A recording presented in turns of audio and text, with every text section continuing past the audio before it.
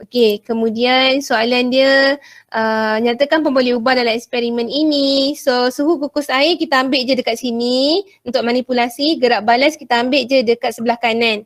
Okey, hipotesis. Ingat hipotesis hubungan antara manipulasi dan gerak balas dan mesti ada operasi. So, cuba kita tengok jawapan. Saya terus saja dekat jawapan anak-anak belajar untuk marking terus. Okey, suhu kukus air 37 darjah Celsius. So ini adalah dimanipulasi kat sini. Di 37 darjah Celsius mengumpulkan isi padu gas yang lebih tinggi. So ini adalah bergerak balas.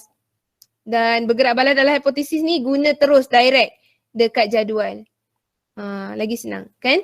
Apabila, ini operasinya. Bila suhu kukus air 37 darjah Celsius ni hasilkan kumpulkan gas yang lebih tinggi? Bila larutan glukosa dicampurkan dengan yeast.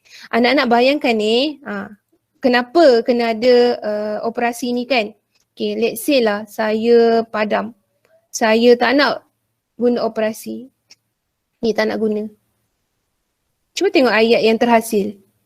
Suhu kukus air 37 darjah Celsius mengumpulkan isi padu gas yang lebih tinggi. Kita nak masukkan dalam makmal, kita nak uji apa sebenarnya? Tak boleh nak uji. Sebab tu ingat, hipotesis adalah ayat yang kita boleh uji. Sebab tu pentingnya kita masukkan operasi. Okay, tu hipotesis. Kemudian pemerhatian. Okay, pemerhatian tulis apa yang kita nampak. Kita nampak dekat jadual. Kita nampak dekat jadual.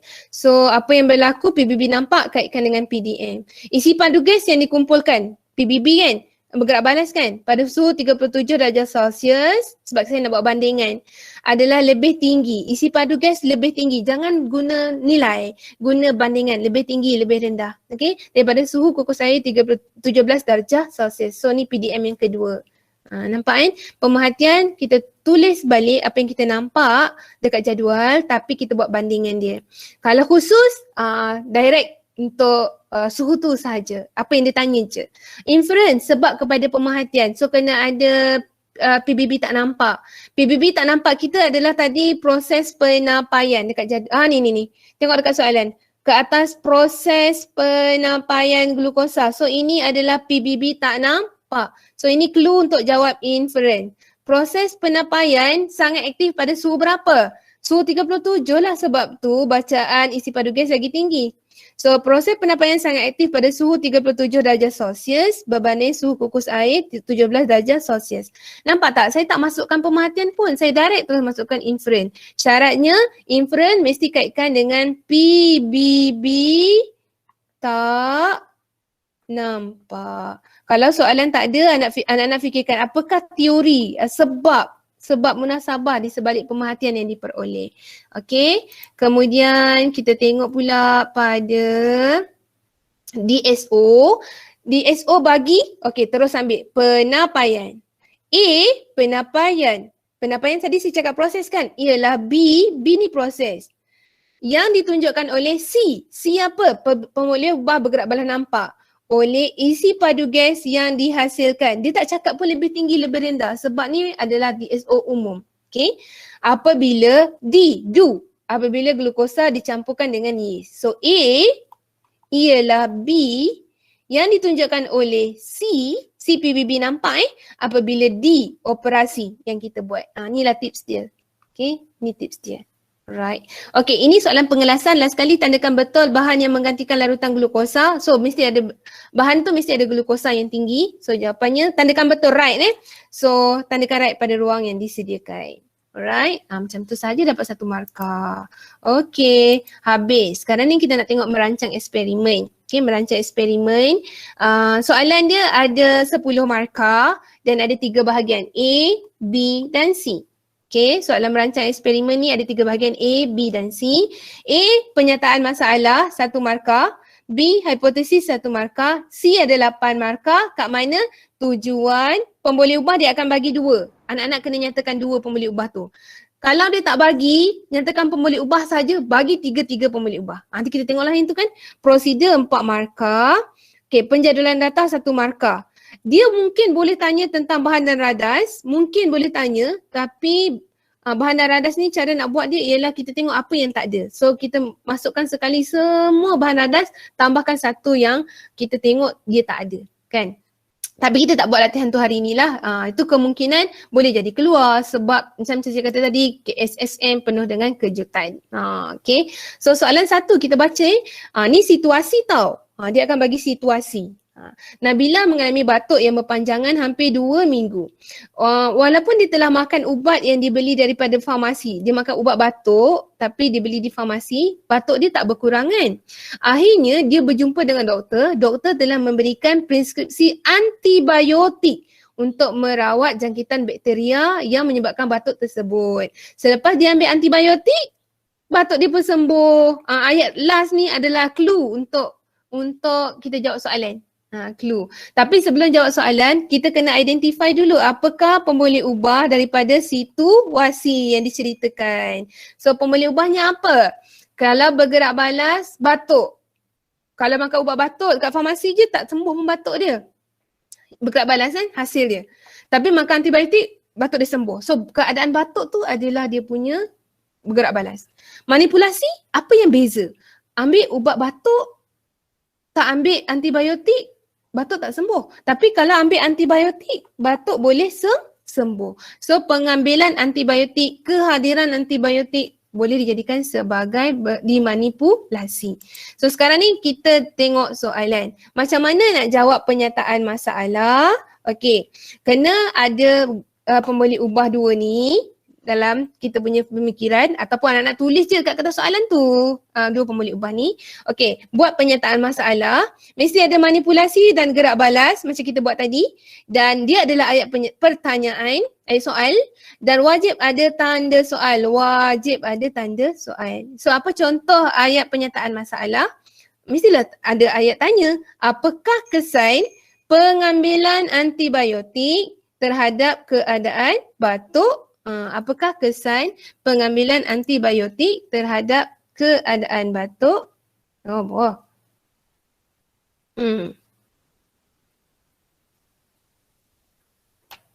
Okey, kejap ya. Alright, adik. Kesan, bismillah. Okey, kesan pengambilan antibiotik terhadap keadaan batuk. Okey. Pengambilan antibiotik ni adalah dimanipulasi, keadaan batuk adalah gerak balas. Okay. Dan kena ada tanda soal. Ada apakah? Satu markah. Kemudian kita pergi hipotesis. Hipotesis pun ambil daripada situasi anak-anak Hipotesis ambil daripada situasi.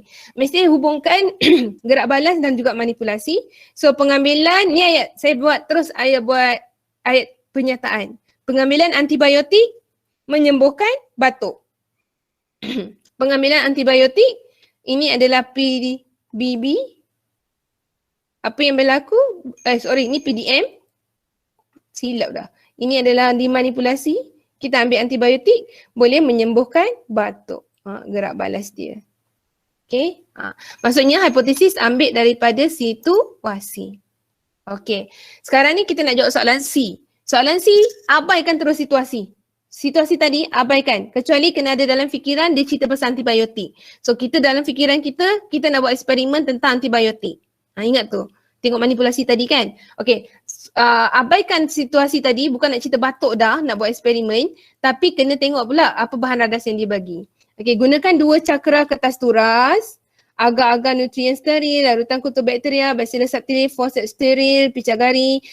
Larutan penicillin dan air suling. Beza kat situ. Huraikan satu eksperimen untuk uji hipotesis. Okey, anak-anak tips yang saya nak bagi ialah first kali abaikan situasi tadi, tapi keep in mind kita nak buat tentang eksperimen antibiotik dan terus tengok bahan dan radas yang dia bagi. Dan anak-anak bolehlah terus buat rangka jawapan. Buat macam ni dalam kertas soalan. A dah jawab, B dah jawab. So dekat C buat macam ni, buat rangka terus. Tujuan, pemboleh ubah, prosedur, ikut yang dia tanya. Penjadualan data.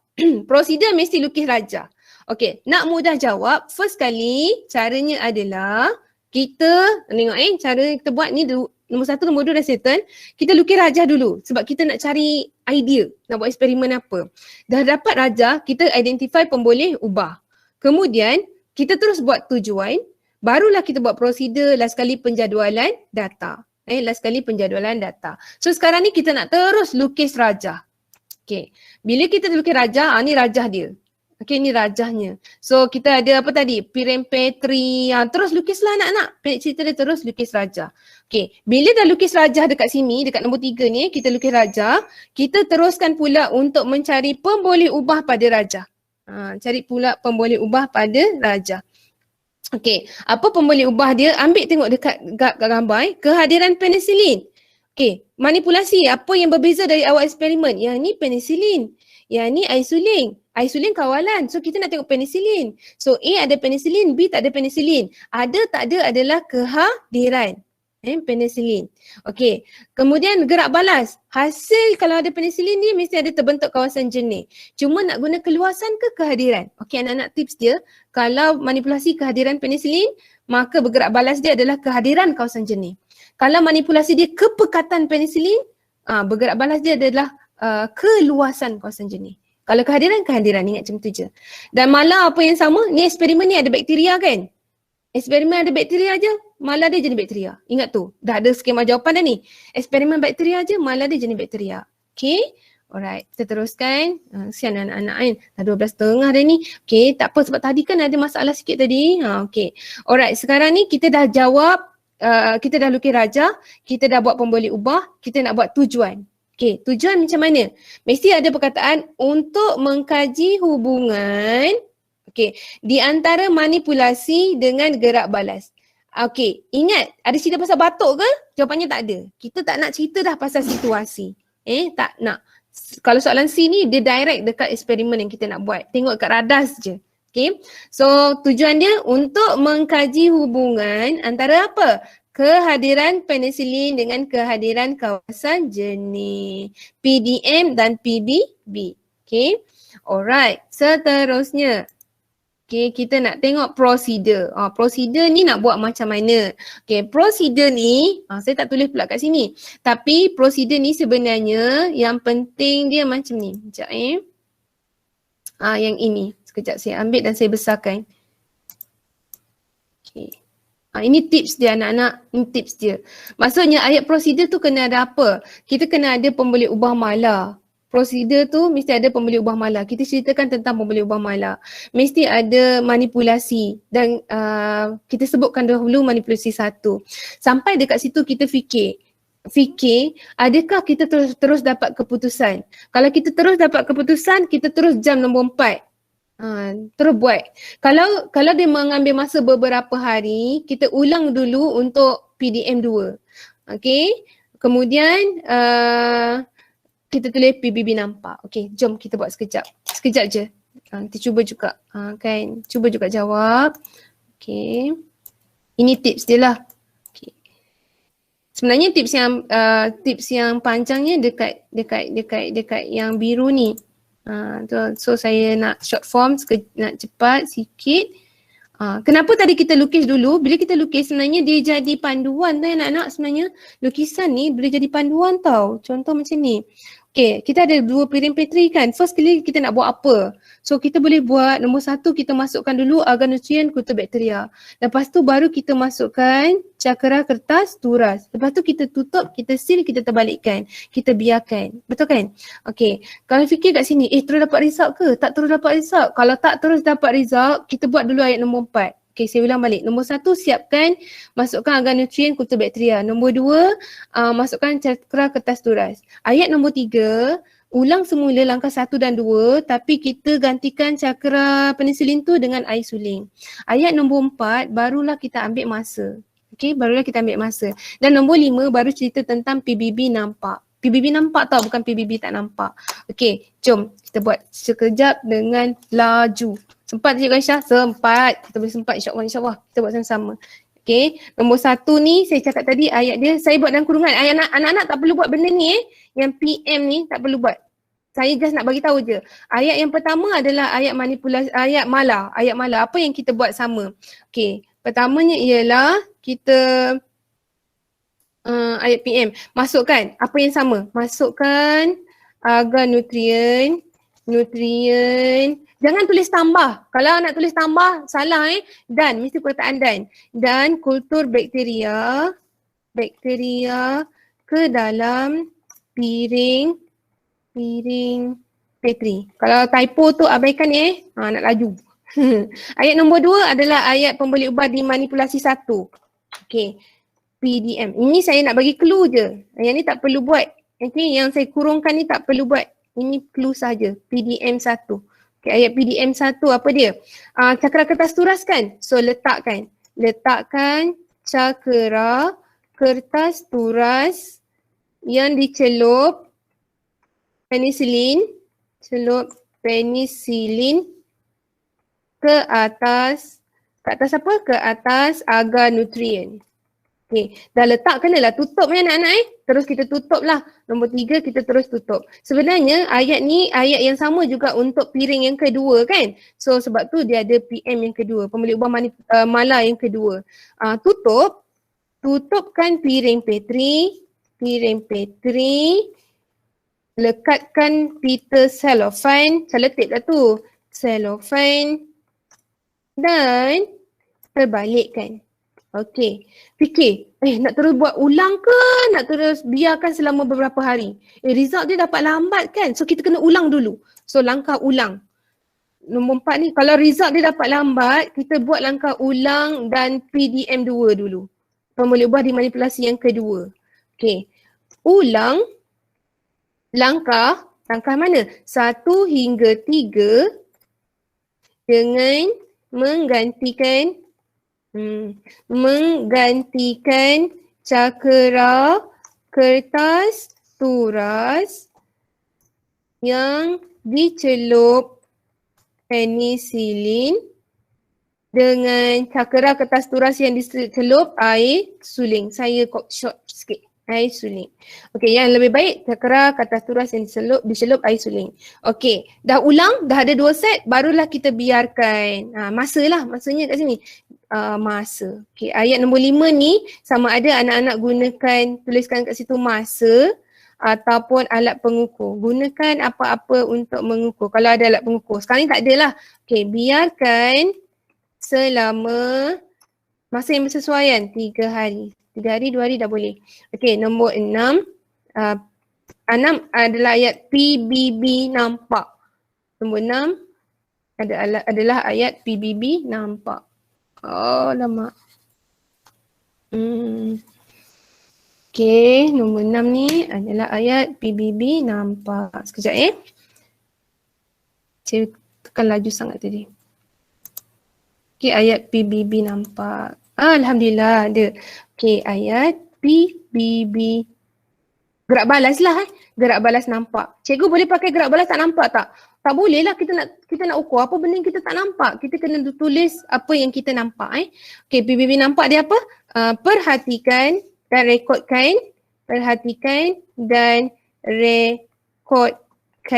Apa hasil dia tadi? Apa pembeli ubah bergerak balas nampak?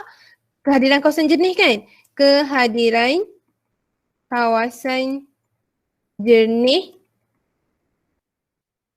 pada kedua-dua piring Petri. Alhamdulillah. Okey, tu tips dia. Maksudnya dekat tu anak-anak identify kan ada tak ayat mala. Ayat mala ni selalunya akan ada 2 ayat mala. Ayat mala 1, ayat mala 2. Ada tak ayat yang terangkan pembeli ubah manipulasi 1? Kemudian ada tak ayat ulang yang guna manipulasi 2? Kemudian perlu tak masa? Kalau perlu masa kena tulis. Kalau tak perlu masa kadang-kadang dia perlukan alat pengukur macam nak ukur pembeli ubah gerak balas nampak. Dan ini mesti ada ayat pembeli ubah gerak balas nampak. Okay. So itu tips untuk prosedur. Last sekali paling senang lah untuk pembeli ubah, untuk penjadualan data. Kita guna dua pembeli ubah iaitu penisilin iaitu PDM dengan PBB nampak. PBB nampak. Sebab kena rekod benda yang nampak lah kan anak-anak. So kehadiran penisilin dengan pembuluh ubah gerak balas nampak. Yang ini tak perlu tulis sebab kita belum dapat result. Kita tulis yang ni. Keadaan penisilin manipulasi 1 ada, pirion petri A tadi ada, pirion petri yang kedua tiada. Penisilin kan? Okey, apakah dia punya pembuluh ubah bergerak balas? Okey. Alright. Saya nak jump terus anak-anak. Sebenarnya lepas ni ada satu lagi latihan merancang eksperimen tapi tak sempat. Saya nak pergi go through last saja tentang soalan sebelah 12. No, 12-13. Soalan 12-13. Okay. Soalan 12-13 sebenarnya belum ada format yang kita pasti sebab anak-anak first time ni. Kita semua first time untuk jawab soalan 12-13 teori ni, tapi yang pastinya adalah soalan ini ada 12 markah. Itu yang pasti. Soalan ini ada 12 markah, 12 markah dan pecah pada 3 aras soalan lah. Aras pengetahuan, 2 markah atau 4 markah. Ikutlah, ikut penggubal. Tapi akan ada aras pengetahuan, kemudian akan ada aras menganalisis, anak-anak kena buat analisis. Kemudian ada aras menilai, pendapat. Selalunya wajarkan, berikan pendapat anda. 12 markah. Pilih salah satu tapi kalau ada masa jawab dua-dua lagi bagus. Okay, cara jawab macam mana? Kenapa saya kata tak macam SABM dan sejarah? Jawab direct macam ni je anak-anak. Apakah maksud tenaga nuklear? Berikan satu proses penghasilan tenaga nuklear. Tulis huruf A, ayat yang pertama maksud, ayat yang kedua proses. Tak dapat 2 markah. Okay. Soalan seterusnya, ini soalan pengetahuan yang tadi itu. Yang ni pula berdasarkan faktornya, ini pun masih lagi aras pengetahuan. Dia nak 2 faktor. Okay, buat point sahaja. Okay, buatlah kepala ayat. Faktor yang mempengaruhi untuk pembinaan stesen jana kuasa ialah nombor 1. Nombor 2. Jangan buat perenggan anak-anak. Buat point. Cikgu boleh bagi lebih kan? Apa cikgu bagi 4? Boleh. Esei boleh bagi lebih. Sebab katalah nombor 1 salah, anak-anak still lagi ada backup nombor 2, nombor 3. Okay? Esei bagilah lebih. Alright. Lebih jawapan. Okay. Bila soalan C, dah mula soalan aras tinggi. Ni adalah menganalisis lah dia nak banding beza. Okay. Macam mana kita nak tahu? Dia tak bagi tahu pun berapa banyak banding beza yang dia nak. Tengok markah. Kalau markah 4, bagi sekurang-kurangnya 4 banding beza. Sekurang-kurangnya 4. Sekurang-kurangnya 4. Okay. Kemudian, alright. Ini soalan pendapat lah. Setuju tak kalau negara maju mesti ada senjata nuklear? Kalau kita kata tak setuju, kena nyatakan tak setuju. Sebab sini 1 markah. Soalan ni tadi berapa? 4 markah kan? Dan kita bagi reason. Lagi sekurang-kurangnya 3 reason. Okay, bagilah lebih untuk backup. Okay, ini soalan aras tinggi lah, soalan pendapat. Okay, cuma saya nak ajaklah rakan-rakan guru, mungkin baru-baru ni kita dapat dapat makluman lah bahawa soalan konsep mungkin tidak ditanya, tapi saya rasa nak selamat kita ajar je anak-anak kita ni macam mana nak jawab soalan konsep. Okay, macam mana kita nak jawab soalan konsep. Okay, Cikgu Norifah, saya rasa setakat itu sahajalah perkongsian saya hari ini. Dah terlebih masa pun sebab tadi kan ada masalah. Okay, so saya serahkan semulalah kepada Cikgu.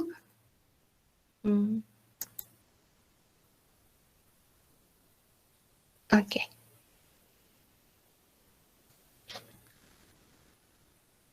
Sebab saya rasa setakat ni sahaja. Kalau bahan-bahan saya akan masukkan dalam, saya akan bagi Cikgu Norifah dan akan masukkan dalam Telegram group juga untuk untuk slide ini, insyaAllah. Okey Cikgu, saya rasa setakat ni sahaja. Mungkin ada soalan ke dan sebagainya? Baik, pelajar ada soalan apa-apa tak sebelum saya serahkan pada Cikgu Siti Salmiah untuk penutup? Boleh bagi ni apa yang nak ditanya. Mungkin Cikgu Aisyah tadi kongsi yang last tu dia laju sikit kan, mungkin kita tak dapat, ada yang tak dapat nak catch up, tapi Cikgu Aisyah kata dia akan masukkan dalam channel dia. Jadi pelajar boleh join ni channel Cikgu Aisyah tu. Nanti kita akan bagi link dia untuk Cikgu Aisyah join channel Cikgu Aisyah. Okey, ada siapa-siapa Cikgu buka ataupun rakan-rakan guru nak berkongsi?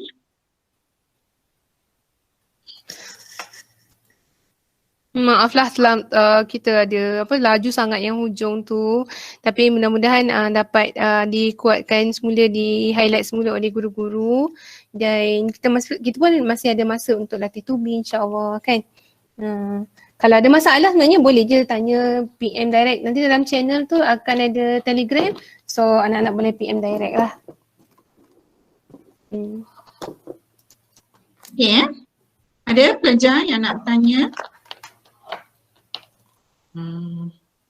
Okay, nampaknya tak ada. Cikgu Siti Salmiah? Ya, Siti? Okay. Okay, demikianlah tadi ceramah yang amat menarik yang telah disampaikan oleh Cikgu Siti Nur Aisyah binti Muhammad Nur.